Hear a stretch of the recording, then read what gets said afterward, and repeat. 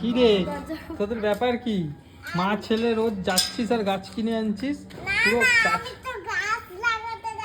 গাছ লাগাবে। এইখানে তো গাছ ভরিয়ে দিয়েছিস পুরো, সারা ঘরে, ব্যালকনিতে, বাইরে। ওই গাছই তো জীবন। ব্যালকনিতে গাছ লাগাতে। আরে এতগুলো গাছ কিনেছি, শুধু আমার একটা গাছেরই অভাব ছিল, লঙ্কা গাছটা। আর সব গাছ আছে, লঙ্কা গাছটা পেলাম। আর এই টবটা কিনেছি, দেখো কত বড় টবটা। এখন কি লাগাবে গাছ? এখন গাছ লাগাবো। লাগিয়ে দিই, নালে গরম পড়ছে তো শুকিয়ে যাবে। আরেকটা গাছ কিনে নিয়েছি, দেখো। আর ব্যালকনিটা তো সাজাতে হবে বলো। এই বেরোচ্ছে না, খুব হেল্প কর।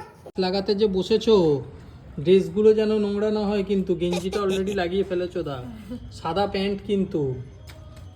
সব দেখো অলরেডি মাখা হয়ে কি গেছে। সুন্দর গেঞ্জিটা, পুরো নষ্ট হয়ে যাবে কিন্তু, এর দাগ আর উঠবে না। আমি একটুখানি এই যে লঙ্কা ঠিক করে করো, দেখে করো, ভালো করে করো, গায়ে লাগাবে না। এই গাছটা লাগাচ্ছে, দেখো মাটি দিচ্ছে, কিছু তো একটা মাটি দিতে হবে ওকে। এই লঙ্কা গাছটাকে কেটে, আর এই ছোট টবটা ছিল আমার, সব টবে লাগানো গেছে, এটাই ছিল। মাটি ঘাটতে হয়। আমার ভার্মি কম্পোস্ট এখানে এনে রাখা ছিল। গেঞ্জিটা কি হয়েছে? গেঞ্জিটা প্যান্টটা কি হয়েছে? কি হয়েছে অবস্থা দেখো, কি করেছে। এটা হবে পরিষ্কার হবে? আর পরিষ্কার করে দেবে মা, বলে দে। দুবার না তিনবার পড়েছিস। আর মা পরিষ্কার করে দেবে, বলে দে পাপাকে। বল চিন্তা করো না, পাপাকে তুই কি নিজে গাছ? তুই নিজের গায়ে মাটি দিচ্ছিস? তুই কি গাছ নাকি? এই তুমি বলেছো মাটি ঘাটা ভালো, নাও এবার মাটি ঘাটা ভালো তো। পুরো পুরো এই বক্সটার পুরো এটা। কি রে, আমি বললাম যে দিও না ওকে, আরে কুটু একটু একটু লাগাজ, তুমি বললে মাটি ঘাটা ভালো, নাও এবার ভালো। কে পরিষ্কার করবে এগুলো? বাবা তো অফিস চলে বল যাবে। মা করবে। হ্যাঁ, আমি পারবো না, পাপাকে বল করতে। ব্যাস, যেমন বলা তেমন কাজ। কুটু সবুকে ফ্রেশ করিয়ে ওদিকে বসিয়ে দিয়েছে ড্রয়িং করতে, আর এদিকে আমি চলে এসেছি এক গাদা জামা কাপড় নিয়ে। কুটুস বাবুরি সব জামা কাপড় চেষ্টা করি সকাল সকাল সব জামা কাপড় ধুয়ে দেওয়ার, যাতে রোদ্দুর থাকতে থাকতে এগুলো শুকিয়ে যায়, কারণ তারপরেও আমার নানান কাজ থাকে। তো আমাদের বাড়ির পেছন দিকে না অনেকগুলো কল আছে, আমি সেখানেই চলে আসি জামা কাপড়গুলো নিয়ে কাচতে, কারণ বেশ ভালোই লাগে। এখানে খোলা আকাশের নিচে টুল নিয়ে একটা বসে জামা কাপড় কাচি, আর দেখো কতটাই কাদা লাগিয়েছে আর ময়লা করেছে, আর এই কাদা দাগ তুলতে কী যে কষ্ট হয়। তবে এখন আর আমি কোনো চিন্তা করি না, কারণ আমার কাছে আছে সাফের ডিটারজেন্ট পাউডার, যেটা আমি কিছু মাস ধরে ব্যবহার করছি, আর যেটার সাহায্যে কুটুসবাবুর কেন আমাদের সবারই করা ময়লা জামা কাপড় থেকে দাগগুলো সব উঠে যায়। আর এই ডিটারজেন্ট পাউডারের মধ্যে যে কালারফুল নিডলসগুলো দেখছো, এগুলোই কিন্তু আমাদের জামা কাপড়ে করা ময়লা দাগগুলো এক নিমিষেই গায়েব করে দেয়। তো চলো কীভাবে ব্যবহার করি সেটাই তোমাদেরকে দেখাচ্ছি। দেখো, প্রথমে অল্প পরিমাণ আমি ডিটারজেন্ট পাউডারটা নিয়ে নিয়েছি, আর জামা কাপড় যতটা নেব সেই পরিমাণ মতো আমি জল নিয়ে নিয়েছি। এটা অল্প পরিমাণে যা কাজ দেয় না, দেখো কতটা পরিমাণে ফেনা হয়েছে।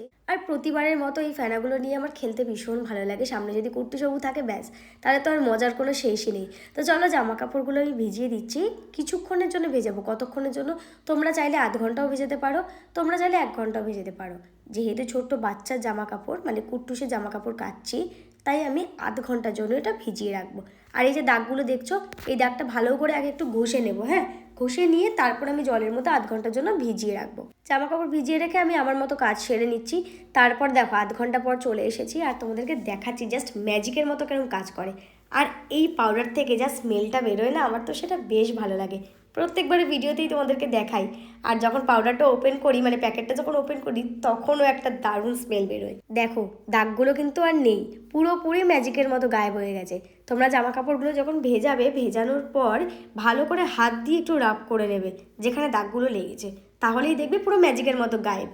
এদিকে আমি জামা কাপড়গুলো কেচে ভালো করে শুকোতে দিয়ে দিচ্ছি, কারণ আমাকে বেরোনোর আগে আবার এগুলো তুলে রেখে দিয়ে যেতে হবে, কারণ আজকে ফিরতে ফিরতে একটু রাত হয়ে যাবে, আর সন্ধেবেলা আমি বাচ্চার জামা কাপড় বাইরে রাখি না।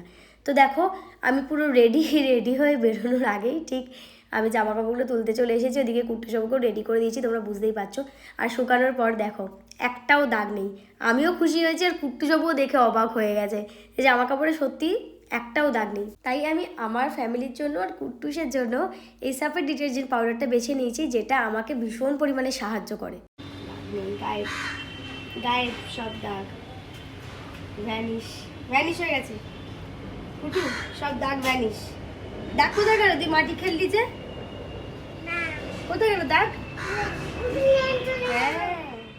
এটাই হলো সফেদ। জামা কাপড়ে কড়া ময়লা দাগের জন্য আমি আর একদম চিন্তা করি না।